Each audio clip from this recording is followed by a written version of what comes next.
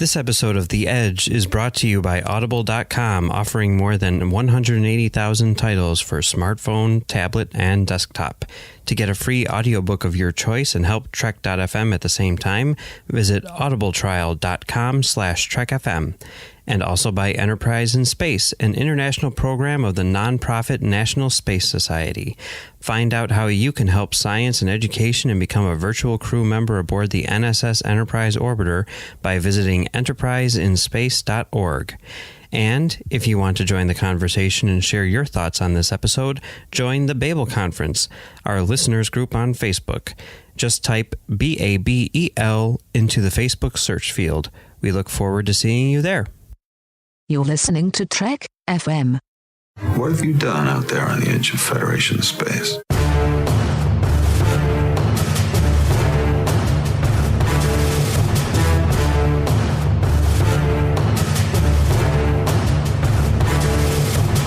Welcome to the official debut of Postcards from the Edge, a mini show of The Edge, which is Trek FM's dedicated podcast to Star Trek Discovery. We're here to share fan response for each episode of Discovery. Now, some of you might be wondering, did I miss the premiere? Why am I listening to this show? It hasn't even started yet.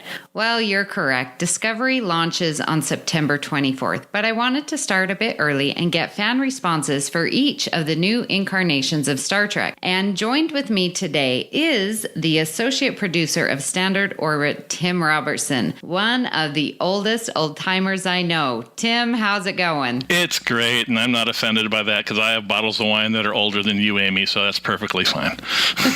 How are you tonight? I'm great. Tim Good. and I have a great relationship. I have visited him many times. He's a good friend and glad to have him on my first podcast. Yay! And I'm very honored to be here. Thank you for having me. And I also agreed to come on because Amy said she would not mention a certain counselor on a certain starship for the entirety of this program. So you're welcome, listeners.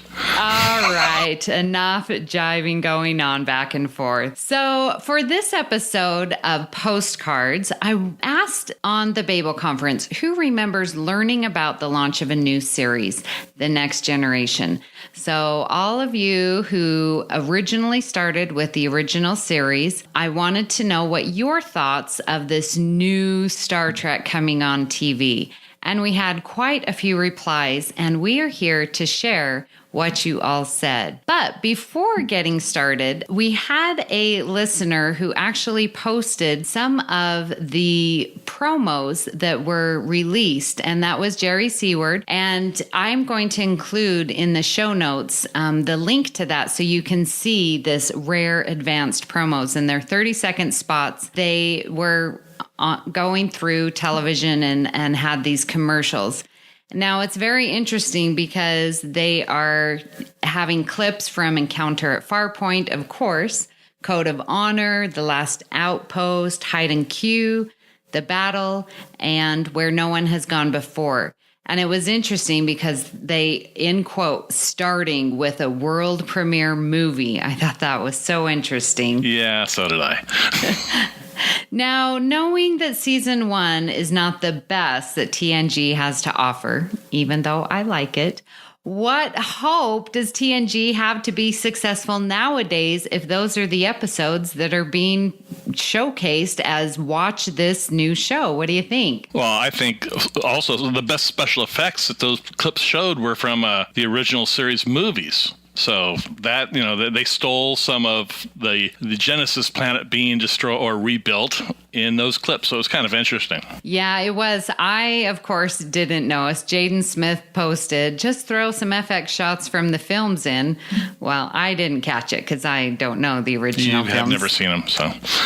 Well, I've seen them. I just don't remember them. But that's interesting that they did throw in some of those clips from the movies as launching the original series. Right. It was pretty interesting to watch. The clips, I think they're 10-second clips, and they have them like from 10 days from now all the way down to 1 day from now. And they change a little bit throughout all the different clips. It's about a 5-minute total YouTube clip. So it's interesting to look at how they did promos back in 1986, 87. Yeah, it's so funny because they're always Star Trek, the next generation. You know, they always extend that. And the music I wondered about, too. The music was pretty bad in the promo. Yeah, it was. Definitely late 80s. So in doing some research for this, we wanted to get your fan response for this new incarnation of Star Trek. Now, I asked Larry Nemechek, and thanks to Aaron Harvey also, he was very instrumental, got me the Interstat, the only monthly Star Trek publication devoted to fan comment, analysis, and reaction. So this is dated in November of 1986, and I just wanted to share a couple of replies that were given back in the day. From Karen Rhodes, I heard that it will take place 100 years after the voyages of Enterprise. Okay, so that's how they will handle the new crew issue? Doesn't make sense. Ruth says, never did I think that I would be rebelling against more Star Trek, but I am against Star Trek The Next Generation. It's bad enough that Paramount thinks different actors can portray these characters we know and love. But to think that even the characters themselves can be replaced is doubly insulting. Hear, hear. That's some pretty harsh words. I mean, really.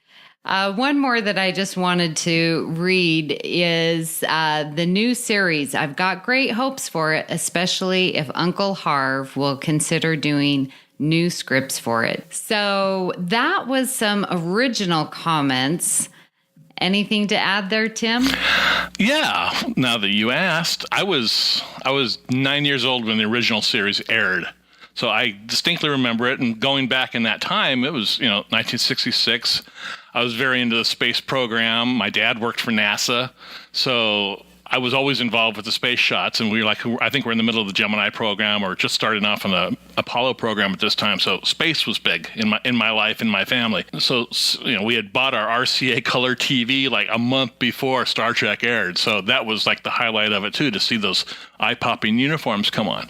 And living through Star Trek from 66 to 69 was great. And then between then and the beginning of Next Gen, we had movies. We had the motion picture, we had the Wrath of Khan, we also had the animated series pop in there, In Search of Spock, The Voyage Home. So we had all these things take place with the original crew, my crew, for all these years that filled in that gap, not totally, but filled in that gap between 66 and the debut of Next Gen. So when Next Gen came out, I was really hesitant. Seeing the crew that they had, I didn't know any of the actors. Nobody knew any of the actors that were in the show. And when it first premiered, I wanted to give it a shot, but I saw this bald English captain with a French name. I saw a Klingon on the bridge, and the last time I saw a Klingon, he killed my captain's son. What's he doing on the bridge of the Enterprise and this funny-looking ship called the Enterprise? And they have a counselor? Well, we didn't need a counselor in the original series, so I don't know about that. But it took me a while. And like you said, the first season was difficult to get through, but I stuck it out. I don't think I missed, because back then it was appointment television. You made a time and date to watch a certain program, no matter what it was. I learned to enjoy Next Gen. And that's, it's to this day, I watch an episode a week, probably, just to keep up with it. And that also helped me with the next series. When DS9 came out and Voyager, I was less difficult on those when they came to be, because I learned to enjoy Next Gen over a period of time. It's Star Trek, for God's sakes. That's why we're talking. And as long as they are, good characters, good story, and I don't really care too much about the special effects as long as they're done well. If you're going to have them, they have to be done well. So, it opens me up, and that's why we get to Discovery now, and I'm 100,000% on board with this new show. Yes. So let's get to our own fan response. So a couple days ago on the Babel conference, and if you are wanting to talk to us, and I will be pulling comments from the Babel conference, please join in on Facebook. That's our group. And so I wanted to start. I was very happy to see a lot of positive responses for the next gen, especially after reading so many negatives from Interstat. So a couple of them that stood out, I wanted to start. A lot of listeners were very curious and cautious, as Tim Hans replies. Very curious, cautious, because he was only 17 when it premiered, but he was still willing to see what they did and give it a chance. We have also Robin Morrill, who says, I was excited, exclamation point. And Brandy Jacala, her and her family thought more Star Trek has to be a good thing. So we were all very excited, watched each episode together, and like you mentioned, Tim, it was appointment television in our house. Right. Yeah. I reviewed some of the responses today too on the Babel conference, and I see where a lot of the people were coming from. You can tell the people that were younger when Next Gen, but they might have been raised on TOS, from their parents or something like that, but did not experience it firsthand when it first came out. But TOS was their Star Trek, and the reluctance to come into it. But like I said, it got its feet after a couple seasons and began to roll. Yeah, talking about that reluctance, we have Dennis Costello. He says it was a crushing disappointment that it wasn't going to be Kirk, Spock, and McCoy and the Enterprise A from the motion picture. There had never been a Star Trek without the big three. And for me, Star Trek was the characters, and those guys were my heroes. Then the show came out. I hated the new Enterprise, thought it was an off-balance travesty. But the new characters were kind of cool, especially the Klingon. Wow. He continues and says, the pilot episode was awful. I watched it with my mom and remember her sighing and saying, well, you have fun with it, dear, or something to that effect, as she crossed it off her mental list of things she was interested in. She never watched another episode, but I stuck with the show and eventually it grew on me and I loved it. But yeah, at first it was a crushing disappointment. Yeah, and him saying that it wasn't the crew that he expected. I mean, when I first watched it, I was more interested in the Riker character, because to me, Riker was Kirk. I mean, he had the swagger, he was the womanizer, he was the captain I was used to seeing, and I kept thinking, seriously, that they were going to kill the bald guy off. And when Best of Both Worlds came on, I went, all right, here's our chance. Let's make Riker the captain. And it didn't happen. But oh my goodness. That's the truth. I mean, I really thought all that time that they were going to make Riker the captain. I really did. That's how I thought they were going to go. But they didn't. But I like Picard now. Picard's good. Yeah. He's the third best captain. Absolutely. One comment I wanted to read, Lynn Payne says, I was in college when it came out. I remember some folks grossing out about it not being Kirk and crew, but I didn't care.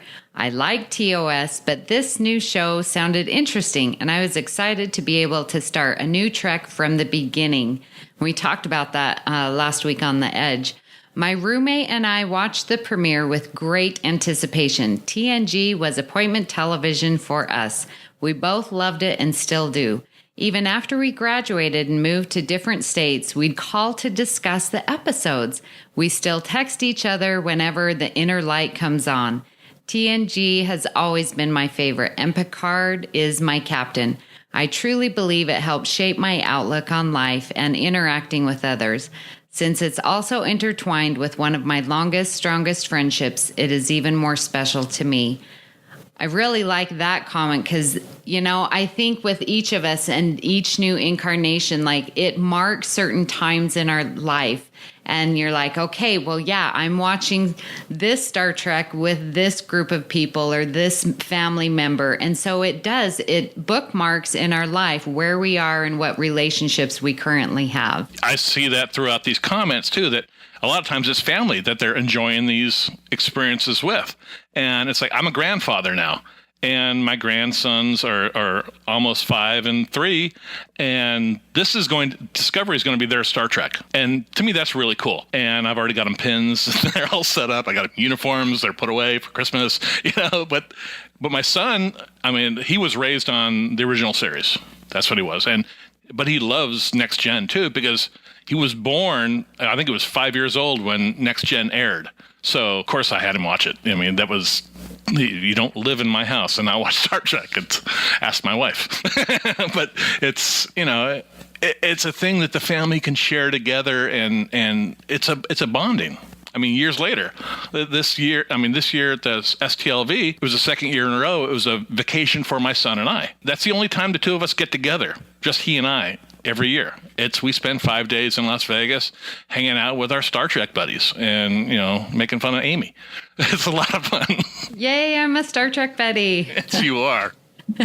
Well, Tony Black also was 5 at that point and was more interested in Thomas the Tank Engine and Farley's Rusk, if you remember those. But in 1988, I first watched The Search for Spock, and the rest, my friends, is future history. So another naysayer was Nathaniel Canner. And this is very interesting. He says, I was a freshman in college when TNG premiered, and I remember being so turned off that I wrote an editorial in our college newspaper about how bad it was. Oh, my goodness. I wish I could submit a retraction because I grew to love TNG in later seasons. Yeah, that's very true. I mean, that show took a while to get its legs. The original series, Season 1 is the best. I mean, pretty much every episode is hallmark for Star Trek. And I'm looking at what they're trying to do with Discovery, and yeah, it's a limited season. It's 15 episodes, but from what I see, they're putting into it, and the writers they have involved and the cast they have involved. Well, we have a comment from Ken talking about conventions. Ken Tripp of Standard Orbit says, it was an interesting time. I was at a convention in Boston when the announcement was made. Now, how cool would that be? It was like being in Vegas, seeing the actors they talk about and the writers and special effects people this time, too. Exactly, because we were there, and those of you who attended San Diego Comic-Con got to see the premiere.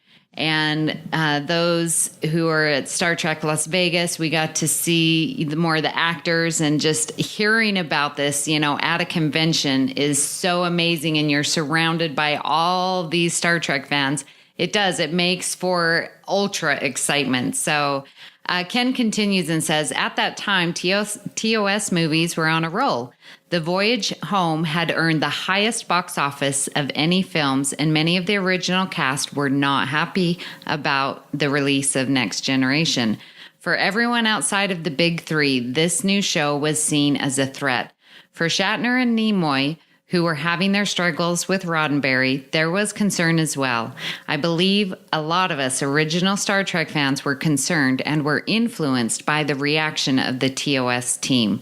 I find that interesting. I, of course, was not around, nor would I remember if I were, but did you feel that? I don't remember the original series cast having an opinion on Next. I really don't. I'm racking my brain for that, but I don't. But it was my own personal. I mean, the internet wasn't around then, so it was just. It's probably a good thing. It would have lasted only one season, But yeah, no, I don't remember how the cast of the original series, but I know they were on a roll. Their movies were doing really, really well, and to me, that's what Star Trek was for me. Like I said, that's what kept me in the fandom for all those, 30 years. Yeah, Ken continues, says, I'm sure there was a belief that setting it 80 years in the future meant limited possibility for guest appearances as well. But I have to say, I was excited to have Star Trek back on the air and not have to wait years between getting my fix. I'm glad it found its footing quickly, and I was TNG addict waiting every week to be in front of my TV every Saturday at 7 p.m. watching Channel 5 in Boston. Yep. That's what it became for Star Trek fans. It was appointment television. You had to sit there and watch it, and it rarely disappointed. It really did, because they developed their characters. You liked the people, and the stories were well done. Chris Steffenagel says, the debut of TNG coincided with my freshman year in college. At that point, I had seen all the TOS episodes, some numerous times, and the movies. I was very excited by the idea of watching brand new Star Trek with episodes as they were released. I don't recall having any issue with the new crew since I knew the original cast would still be making additional movies. I think that's a great point. That is a good point. It was a great time to be a Star Trek fan. TNG was proof that the new Star Trek franchise would not end with the retirement of the original cast. I still find it hard to believe that the TNG premiere is now 30 years ago, and we are about to embark on a new Star Trek era with Discovery. The adventure continues. Very well said. So did you have any others replies that you thought were interesting that we should talk about? No, I think you hit pretty much the ones I was looking at, yeah. Oh, so Robin Merrill, I wanted to read his, sort of going back in the day, there was no internet. And I guess if you didn't subscribe to any type of magazine, you wouldn't know what other people thought unless you physically went and talked to them. Yeah, it was like TV Guide gave you what was coming out in TV. Yeah, so Robin Morrill says, I was excited. I did not have any contact with other people who loved TOS like I did and didn't read any media about the new show. So I had no idea there were negative or cautious feelings about it. Now I'm just thinking, yay, Discovery, but don't mess it up. I think that's everybody's feeling. Don't mess it up. And I don't think they're going to. We have Nick Anastasio says, first, he was elated. He was 15, had never imagined I would get to see new Star Trek in my lifetime. Then concerned, no Kirk, no Spock, different ship, different space pajamas. Funny guy. But he says, then half a season in or so was a complete fan. Picard was my man, of course. So I think it's interesting to definitely see, especially when I did the research, to hear so much negativity. Oh, I wanted to mention, when I go to the gym, there is an old timer and he is nothing but original series. He did not like the JJ films. He does not like Discovery. I don't even think he's going to watch it. And I keep trying to tell him, I'm like, it's going to be okay. He sort of likes Enterprise, but again, doesn't like that prequel. And so for him, that timeline is where he wants to stay. And he's very upset that Discovery isn't after Voyager, after Nemesis.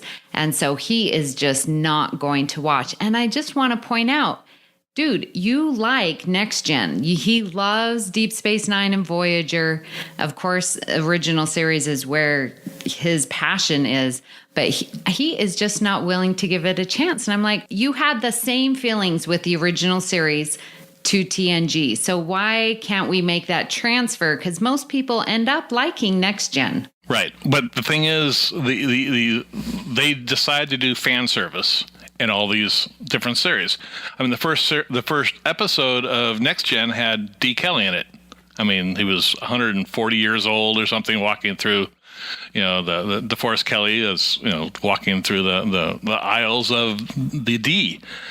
And it's they try to do that with every episode. And I wonder, I mean, even Discovery's doing that, having Sarek in it and having, Michael being Spock's half-sister in some bizarre way, adopted, I don't know what. Adopted, yes, adopted. So it's they're still, and I wish they wouldn't do that. That's frustrating. Let it live on its own merits.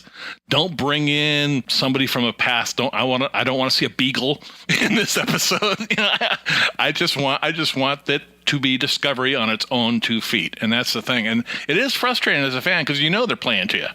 They know they're pulling the strings. Oh, look, we're going to pull this guy in here. Scotty coming on later on next Gen, and just it's frustrating to me as an old time fan to see. I hate to say that to see this, but I know they're doing it for me and they're doing it for you, and I wish they wouldn't. I really wish they wouldn't. I wish they would just make it so it's itself. It stands on its own because the original had nothing, and it was great. Exactly. Agreed.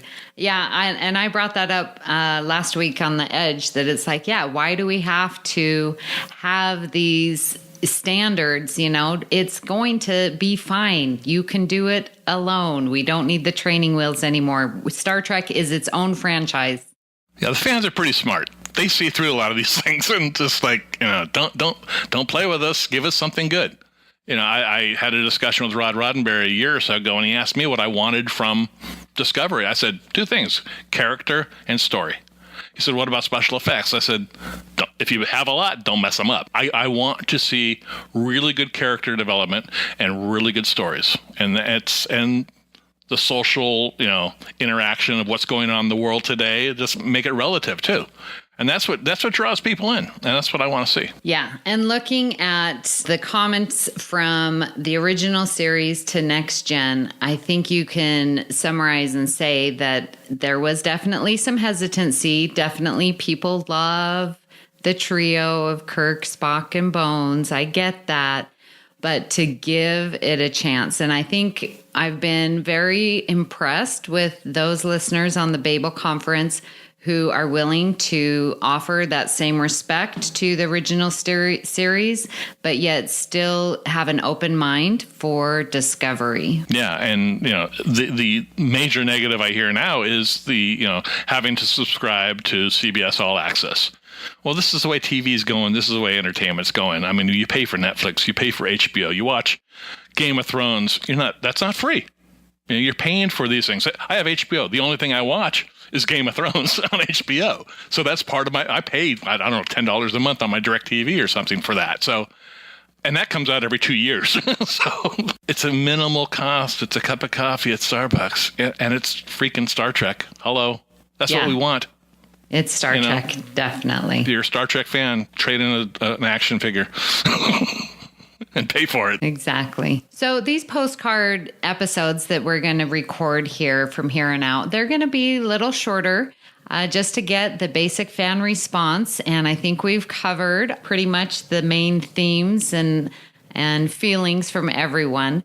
So I just wanted to thank you and keep a lookout on the Babel Conference for when I post. I will be posting next time. We're going to talk about, I want to see your fan response for after watching Next Gen. What did you think of Deep Space Nine coming on? Very good. Especially overlapping our beloved Next Gen. So look out for that on the Babel Conference. Well, it's been fun talking about the Next Gen fan response today, but it isn't the only thing we've been discussing on the network. So here's a quick look at some of the other things you might have missed elsewhere on Trek FM. Previously on Trek.fm, Earl Grey. The original Enterprise bridge set up with all the panels lit up. They have the sounds of the bridge. I mean, you walk in and there's a sort of reverence that's there, and you can hear the swishing of the doors and the little beeping, and it just seems hallowed ground. And I go walking in every year and just feel the presence of Star Trek. Meta Treks. I don't like to have too much time, Zachary, to sit and contemplate, because I do sometimes end up second-guessing my decisions. But that... Second-guess your whole life if you let yourself. Absolutely. Absolutely. And honestly, that is a recurring theme, I think, in this season. Literary Treks. Oh, Matthew, I'm doing just fine. It's always fun every week to hop on here and talk Star Trek books and comics with you. And I don't know if you realize this, Matthew, but this is our 200th episode of Literary... Wait a minute, Matthew. We don't host this show anymore. And introducing The Edge, a Star Trek Discovery podcast. But if I ended up missing an episode, I would record 45 minutes of blank space on my VHS tape, and then I would wait until it came around, and then I would put the episode in its proper order. This explains so much. And that's what else is happening on Trek.fm. Check out all of these shows and join the conversation about your favorite corner of the Star Trek universe and beyond. You'll find us wherever you get your podcasts. If you're an Apple user, be sure to hit the subscribe button in Apple Podcasts on iPhone, iPad, or Apple TV, or the desktop iTunes app to get the latest episodes as soon as they are published. And please leave us a star rating and written review. When you do that, it helps others find our show easier. If you're not an Apple user, we've got you covered as well. You can find our shows on Google Play Music, Stitcher, TuneIn, Spreaker, SoundCloud, Windows Phone, in most third-party apps, and you can stream and download the MP3 file from our website or grab the RSS link. We'd love to hear your thoughts on today's show, and there are many ways for you to do that. The best place is to join the larger conversation in the Babel Conference. That's our listeners group on Facebook. Just type Babel, B-A-B-E-L, into the search field on Facebook, and it should come right up. If you'd like to send us an email, you can use the form on our website at trek.fm/contact.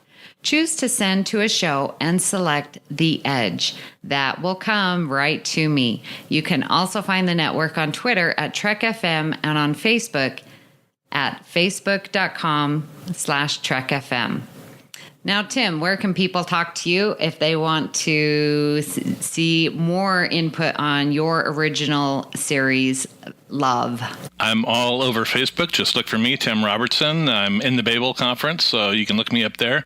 I also have my own podcast for those astronomers out there. It's called The Observer's Notebook. It's the official podcast of the Association of Lunar and Planetary Observers. We talk about all things lunar and planetary. I had a great series on the total solar eclipse that just happened, so that was a lot of fun. You can get me on Twitter at Tim Robertson 56. Excellent. And it is, I've listened to your Observer's Notebook, and it's a good podcast. Well, thank you very much, Amy. From you, that's really high praise. Even though I know very limited, it's very easy to follow and understand, and it's a joy to listen to. So everyone check it out. Oh, thank you. Well, you can find me on Twitter at Miss Amy Nelson, but my favorite place is on Facebook on the Babel Conference. So look for me there. If you'd like to help us keep all of our shows coming to you each week, you can become a patron of the network on Patreon. Visit patreon.com/TrekFM. That's patreon.com/TrekFM to get all the details. Perks include early access to episodes, exclusive content, producer credits, and more, available through our special patrons website, Patron Zone. It requires a great deal of money to produce, host, and distribute these shows each month. We really appreciate any support you can give us and hope you'll join the team. Again, you'll find all the details at patreon.com/TrekFM. We'd like to take a special moment and personally thank those patrons who support The Edge: Norman Lau, Tony Robinson, Tom Puleo, Lisa Slack, and Shoaib Mirza. Thank you for putting your trust in us so early and supporting The Edge. Well, thank you, Tim, for joining me on my premiere episode of Postcards from The Edge. Well, you're very much welcome, Amy. It was my pleasure and distinct honor to be your first guest on your podcast. Now, if anyone thinks that I give Tim a hard time on the Babel Conference, don't worry. We're good friends. It's all in good fun. I can call him an old timer, and he takes it with great stride. Yeah, okay. And he teases me all the time about Troy, so don't worry. It's all good. Yeah, we're good. We're good friends. So join us next time for another episode of Postcards from The Edge. Hailing frequencies open.